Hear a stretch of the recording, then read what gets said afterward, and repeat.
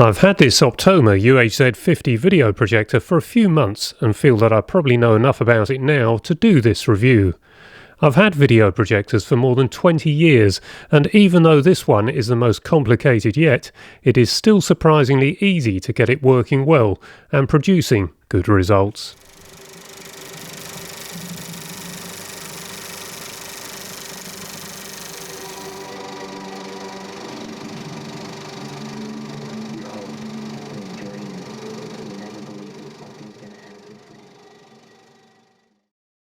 It takes time to get the best out of any new piece of equipment, whether it be a television or a projector, but this one has taken longer than usual as it does have a few added complications over our other Optoma projector that we've had for 5 years now, the UHD550X.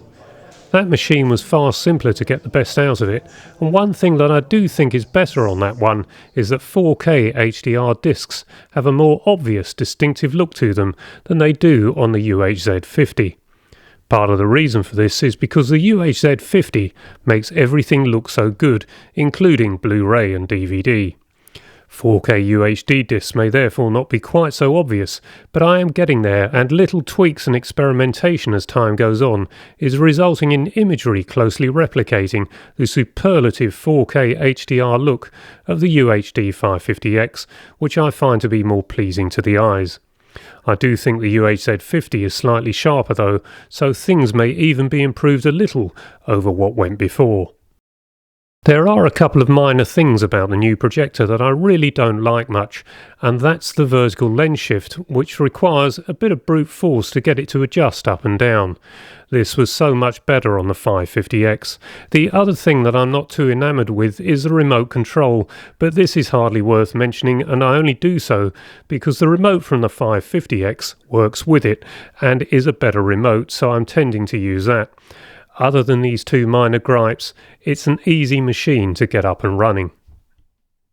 All you ever really need for projection is a white wall to point it at, zoom it up to the desired size, and then simply turn the main lens left or right to focus it. It really is that simple, but judging from some of the comments I receive on here on this channel, I do think some movie enthusiasts have only ever known a telly and feel they should stick with that. Perhaps one of each is the best solution.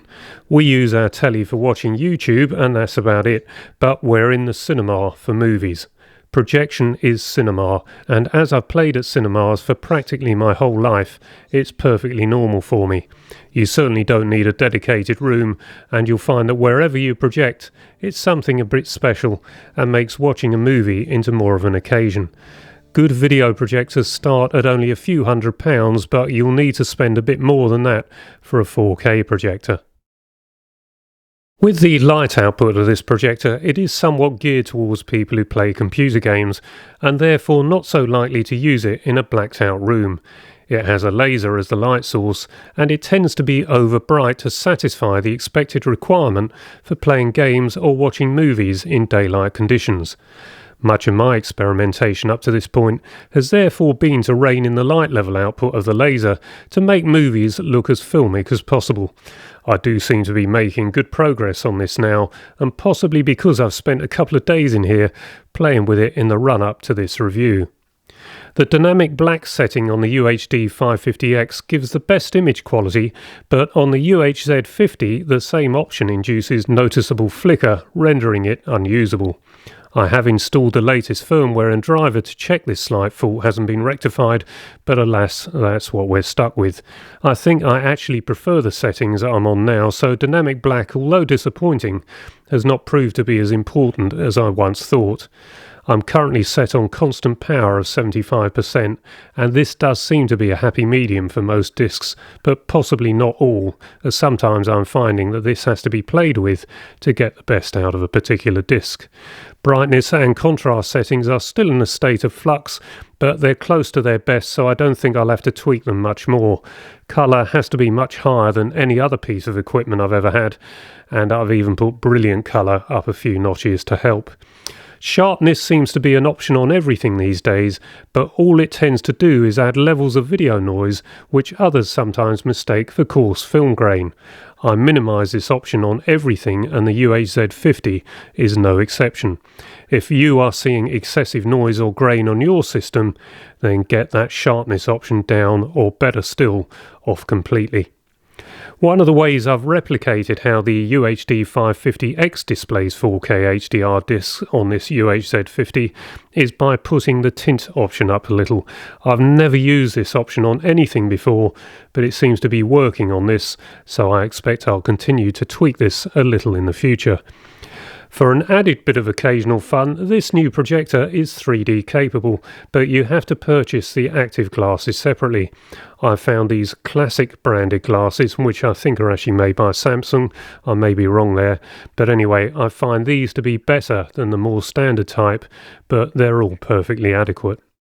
The zoom lens is also adequate, and we're getting a 9-foot wide image currently from about 13 or 14 feet away. It has keystone correction too, which is helpful right now as we're still having to project at an angle, but probably not for too much longer. Another video in that regard coming soon, I hope. The intention is to hang it upside down in the next room and project through a porthole in the wall. We're still working out some of the details, but it's important to get it right, so we're taking our time.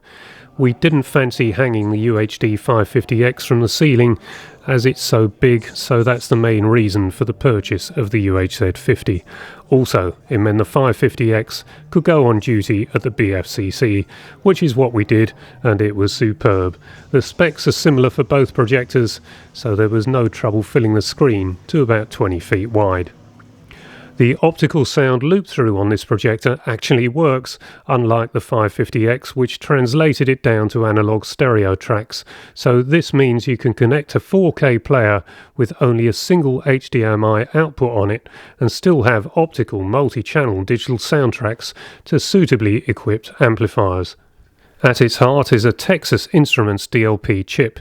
Video projectors in cinemas have 3 of these chips, but budget home projectors have only 1, and this can cause us to sometimes see a burst of colour, which is known as the rainbow effect. I think the colour wheel on single chip projectors also has something to do with that, and probably all to do with it. I really don't know, but anyway, the rainbow effect is a common occurrence for many of us. On this machine though, it is far more limited than any other single chip DLP projector I've seen so far, so that's certainly something in its favour. Many people do seem fascinated by this being a laser projector, so remember that this is just the lamp. It's not a load of lasers magically forming a perfectly projected image on screen, which is what I think some cinemas today would like us to believe. But I do think the laser results in superior contrast, hence the claimed contrast ratio of 2.5 million to 1. Turn it off, and because it's a laser, it powers down immediately. There doesn't seem to be any need for cooling down, so this will hopefully mean we get many years of service, and maybe even longer than that. We purchased it from Richer Sounds in Bloomsbury, where I've shopped for more than 30 years.